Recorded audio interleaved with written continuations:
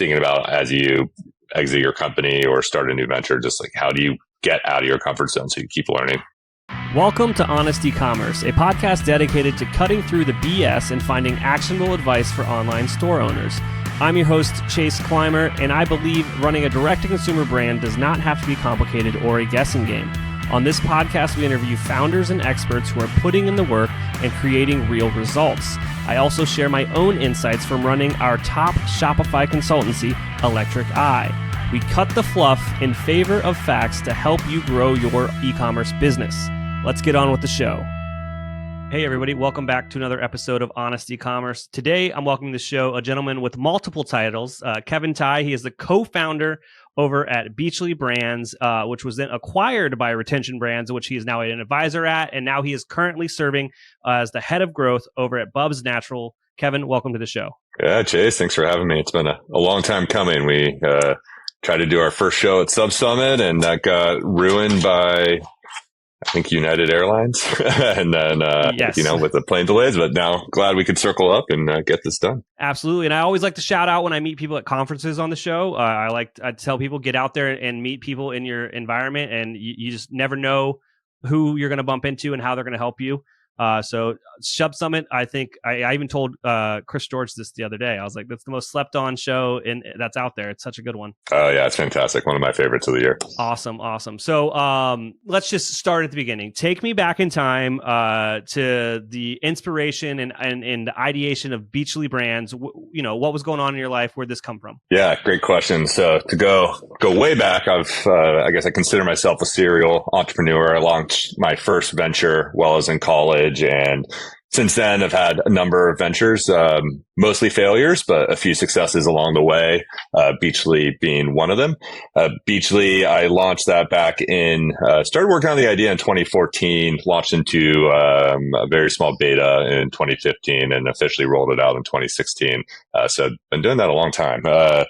The idea for that was actually interesting. I had a startup before that, and that one ended up going under. And during that time, when the startup was, I was trying my hardest to save it and turn the corner. And I just had really burnt myself out, working sun up to sun down, just trying to do everything from raising additional funds to, continuing to push product market fit. And, just didn't work out. And finally threw in the towel and came up for air. And I was like, man, I need a break.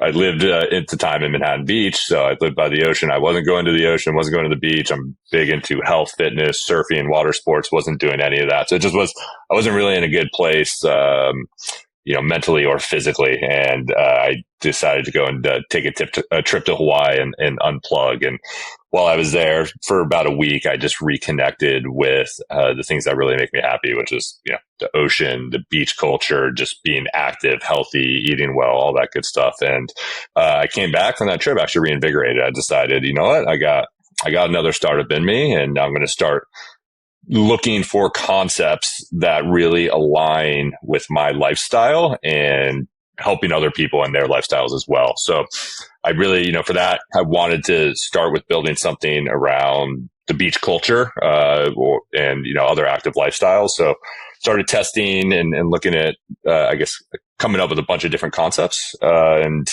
doing feasibility analysis, and come up with an idea. Like, oh, this is the one. And then I just really run through the numbers and be like, nope, this doesn't make sense. Had to be really disciplined, think about margins, think about market size, all that stuff. And hold on, I gotta stop you there. Yeah. How did you run this feasibility test? High level, if someone out there's listening and they're looking or want to test an idea they have in their head, what were some of the things you were doing to make sure it was a good idea?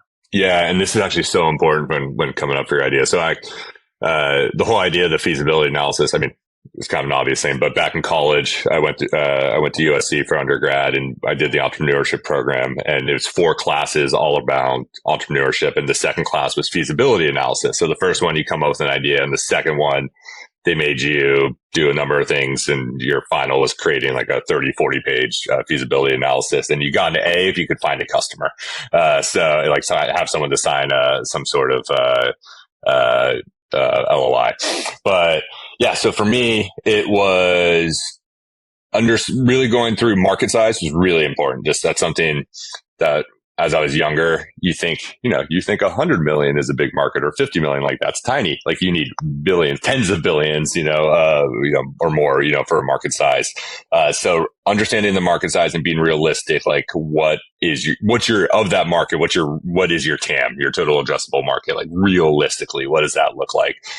Then going through the unit economics was the biggest one. So like essentially just seeing if there were competitors in the market, what does that look like? Understanding your costs and understanding your margins. And for me, really trying to find a business that had, solid, realistic margins, really understanding the overhead and having the market to support it. Because if you come up with a great idea and, to make it work, you need people to pay whatever, $1,000 a month, that really limits your size versus something that's $50 a month or whatever it is. So that was a really fun exercise and something that is extremely important in coming up with whatever venture you're going to work on. Absolutely. Now back to the main kind of conversation here, the inception of Beachly. Yeah. So when I was assessing all these ideas, something came to mind. It was about a year or so earlier when I was trying to raise capital for that startup that went under. I was in a meeting in LA with this investor, and we're sitting in the meeting, and I hear there's a back room. I just hear music blaring. I kept looking over my shoulder, and he was like, "Oh, come check this out. This is a startup I just invested in." And he opens the door, and it's just a giant room, and they had hired a bunch of TaskRabbits for the day, and they were there packing boxes, and they were subscription boxes. The brand at the time was called Loot Crate, which was a subscription brand very early on in the subscription box game, and they were focused on the Comic-Con crowd. So they launched that brand, became very large, number one on the Inc. 500 at its peak, and it did eventually actually end up going under eventually, but that was my first exposure to the subscription box model. So I remember walking into the back room, seeing all that energy, all these people packing the boxes. I was like, what is this model? So it was something that stuck with me. And then when I was assessing ideas, I was like, oh, what about subscription boxes? I looked up that company, Loot Crate, and this is a couple years later. At that time, that thing had skyrocketed. I think they were over 600,000 subscribers. And I was like, holy crap, like, this really works when you have a passionate, focused audience.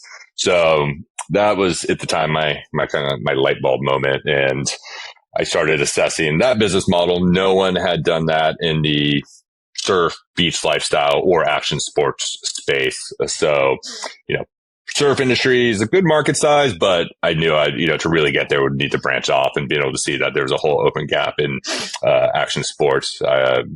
Gave me the confidence that, okay, I think this can make sense. Recurring revenue is something that is really sexy for business. So that part was really exciting. And that was I started taking the plunge into the subscription box world. And, obviously I've been in subscription commerce since then. And that's essentially my bread and butter. And launched that officially launched and began testing in 2015, as I said, and officially launched that in 2016. Amazing. Now, in 2016, Facebook was a different monster back then, but how did you go about getting, customers to this new subscription box? How'd you get in front of this market that you thought was so great? Yeah. So, and we had a lot of pivots along the way in the journey, but initially I brought on a influential co-founder, a guy named Mark Healy, who's a well-known, highly respected, professional action water sports athlete, professional waterman, I call him, but he's a professional big wave surfer, spear fisherman. He's on like Shark Week, Discovery Channel stuff all the time. Does all the biggest contests. He's featured in the magazines, great reputation, awesome guy, good following. So I brought him on as a partner to really help me initially reach an audience and get some credibility, as well as help me with connections to the brands. And then we started ads on Facebook, as you said, was the initial launch. So using Facebook to just build up that email list, and then just testing and ramping up from there. We started really focusing on water, surf, and other water sports gear, which, Mark would help curate the subscription boxes. Really liked the concept, but the margins were pretty poor and those items were polarizing. So then we noticed that everyone really loves the clothing, and clothing is obviously a much much larger, much larger audience. I found, when I was doing market research, I found a stat that, at the time it said there were roughly 2 million surfers, but over 50 million people that bought clothing from surf inspired brands. So you can see the big difference there. So we pivoted to focus purely on a men's subscription focused on beach apparel. So board shorts, t-shirts, flip-flops, sunglasses, hats, all that stuff. And when we launched, we were using Facebook, getting good numbers, ramping up. We started getting demand from women right away, commenting on the ads, being like, "Hey, we love beach apparel. We love subscription boxes. Like, where's the one for us?" And so immediately I was like, "Okay, we got to get something going for women," but we weren't quite ready for it. So I continued to focus on men's, but just really thought about, all right, what does the women's product look like? I know what we were doing for men wasn't quite going to work for that audience, and we went through an accelerator called Blue Startups in Hawaii. I got to go live on Oahu for 3 months, and that was fantastic. And then right after that, we launched our women's subscription box. So something that was really interesting with the women's side of things, we again use Facebook ads, and the organic audience we built to launch that one. But the women's market, we threw up a landing page. I was like, all right, let's throw 5-10K into an ad spend. And, we got 100 members, couple hundred members in the first month. There's probably something here. If our customer acquisition cost looks comparable to the men's, like, all right, we'll put more time into it. And the first week we had 1,000 new subs. And we were seeing on that, we launched the ads, and on day 2, we started seeing we had a $20 in-platform CPA with $105 AOV.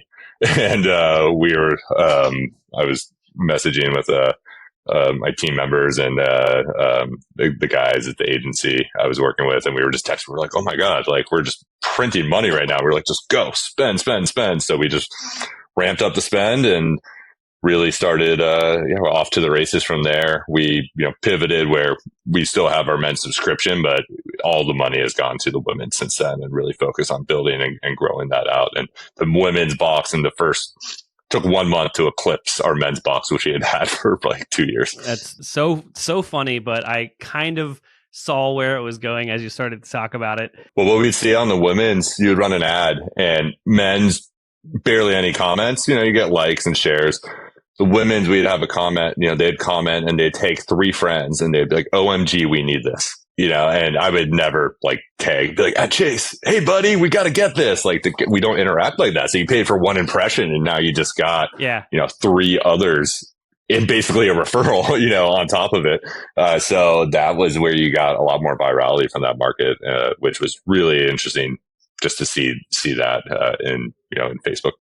Hey, Shopify store owners. Have you ever wondered if your store is leaving money on the table? Imagine increasing sales without spending more money on ads. Sounds too good to be true.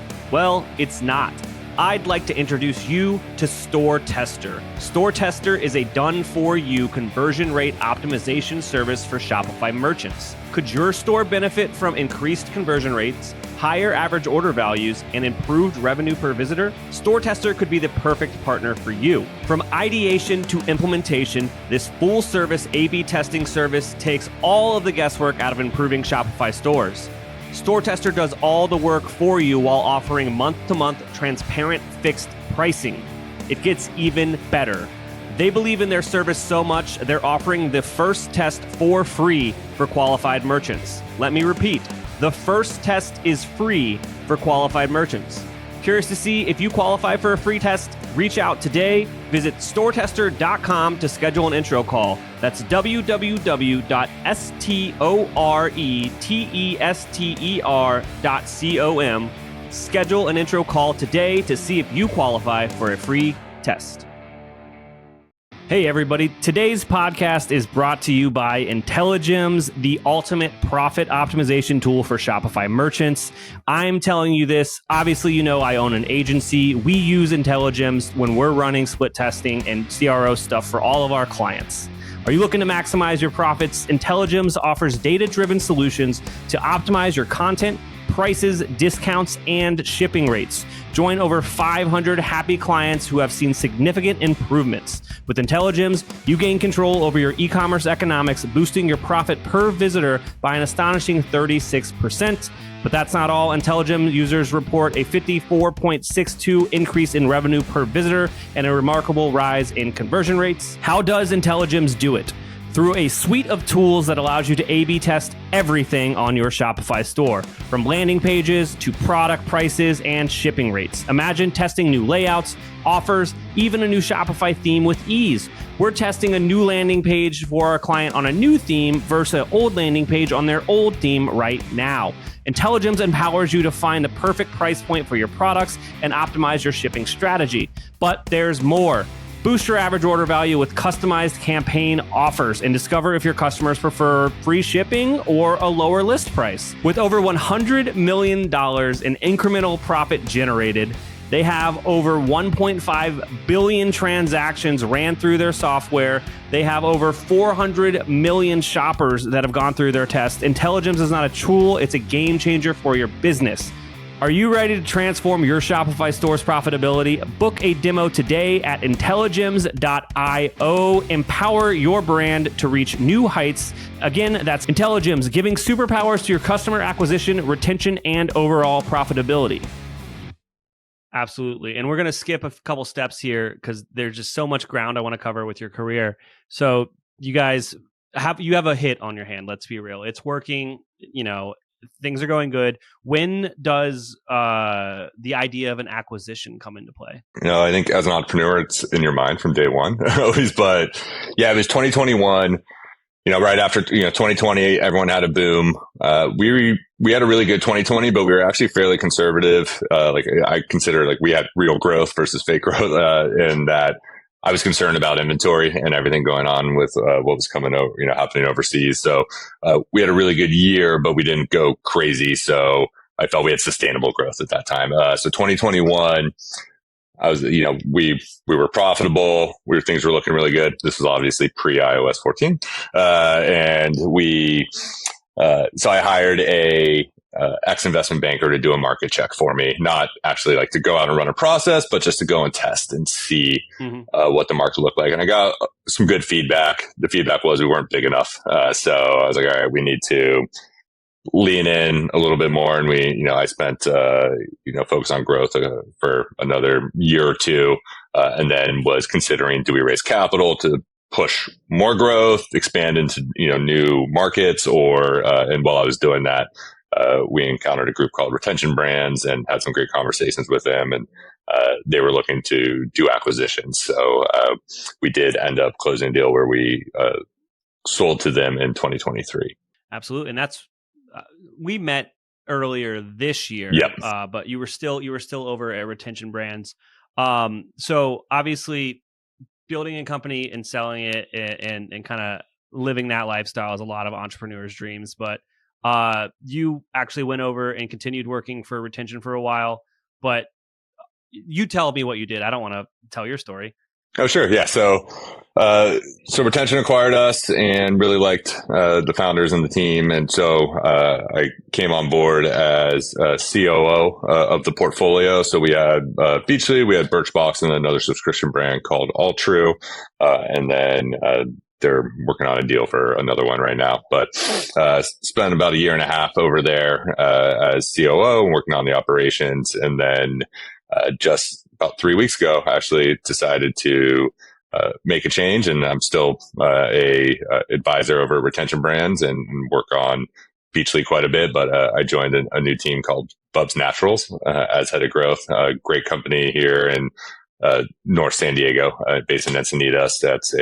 We're a health food company that creates supplements built around helping people live better longer, is essentially the tagline. So the main product is collagen peptides, and we got a coffee creamer that's MCT oil and grass fed, which is awesome and really just aligns with the lifestyle of helping people feel better, helping people live longer, helping them get out and be active, and be able to supply them with the fuel to do so. Absolutely. And I definitely want to ask you a lot more questions about what you're doing now at BUBS Naturals, but I do need to ask about your time at retention.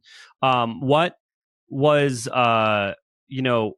once going from focusing all your energy on one product for one market, now you have, especially in the subscription space, to now you've got a portfolio of products with boxes for different markets. What were like the shared learnings, and then like what was unique about that? Yeah, I learned a ton and really unique experience because we had two of the brands were distressed acquisitions, and then one of them, Beachly, was not. So we had like a full team intact coming in from Beachly.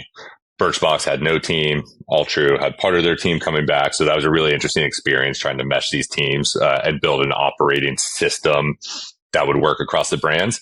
For this roll-up model to work, we were really trying to figure out how do you create efficiencies across the portfolio. And some of them, were a lot easier to execute, like getting everyone into the same warehouse and under the same roof there was extremely efficient and beneficial. Marketing was really interesting, trying to build almost like an agency within the portfolio. We had a pretty small team, but I oversaw that and building a team too, where some people would execute across the brands, like for CRM and for media buying. And then we would have people who are really brand focused, such as the social and the content creators. So that was interesting. Yeah. It's like an agency within a company. That was fun, challenging as well. And then trying to build operating systems, behind the scenes to support the portfolio. So that, just the finances and, HR, administrative, all that stuff. That's not that fun, but super important, as well. So one thing I learned is just, we have to be really disciplined operators in that model, which is something I'm all about. So I love that piece of trying to, build out repeatable processes. And then you have to, there's a lot of give and take, especially depending on how you build out the team. So, there's everything you want to do for all the different brands, but you actually have to really try to build a repeatable process, or a model that you're just replicating across the brands. So that was something that was interesting, but we made a lot of progress. Birchbox, coming, like I said, a distressed acquisition, being able to kind of rebuild that thing, rebuild all the processes, and that's made a ton of progress along the way. And that was, fun, but also, again, challenging, because instead of coming in and like Beachly, where we were, humming and running full speed, you're kind of going back to like, okay, let's try to understand all these systems, find developers who understand the tech stack that was built, and try to unwind all of it. So it was definitely challenging, but it was a really good learning experience. And then now you're on to your next challenge. What would you say is like your 1, 2, 3 like punch list coming in hot of what you're trying to accomplish at the new gig? Yeah. So for me, it's, I guess focus is number one. So taking all the pieces and just being, really focused on what's going to move the needle for us and making sure we're doing the most important things right. So I'm, focused on ops here, but generally more focused on the growth side. So saying, looking at all of our channels that we have and just really narrowing it down and saying, hey, if these 3 channels aren't working, I don't want to touch anything else until these 2, and making sure we're spending the right amount of money in those channels. So that's number one. To support those channels is content. So I think, that's the name of the game right now. If you're going to, in digital marketing, is really developing the ability to create content in-house and have the right partners to spin off content for you. So I think that's a big opportunity for improvement here. So we've been working on that heavily the last couple of weeks since I joined. And number 3 is vision. So being able to work closely with the founder, Sean Lake, who has an awesome vision for the product, and bring my, know-how on how to scale brands and combine our minds and say, hey, how do we get to, how do we double, triple, quadruple revenue in the next 3 to 5 years, and being very strategic about how we're going to get there, and then putting in the operating framework to be able to support that. We talked about a lot about your kind of amazing career you had so far, and we skipped around a little bit. Now, is there anything I didn't ask you about that you think would resonate with our audience today? I guess one thing, going back to, probably, why I decided to, transition from a company like a retention brand over to a new opportunity with BUBS Naturals. And, for me and for, founders that potentially sell their companies or been at their companies for a long time.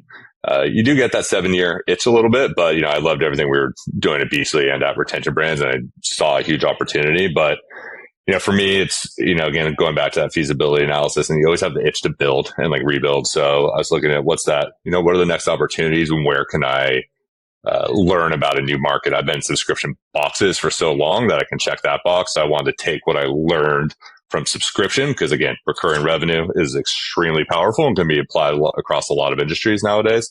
So how can I bring that over? But really excited to learn about a new market, being the supplements market is interesting, really high margins. It's a consumable. Consumables are great for subscription, and then something that just helps people feel good and live better. So exciting to just enter new markets and keep pushing. And like, how do you keep putting yourself out of your comfort zone? Because I'm very comfortable in subscription box. So how do I get out of that? Push myself, learn new markets, learn this.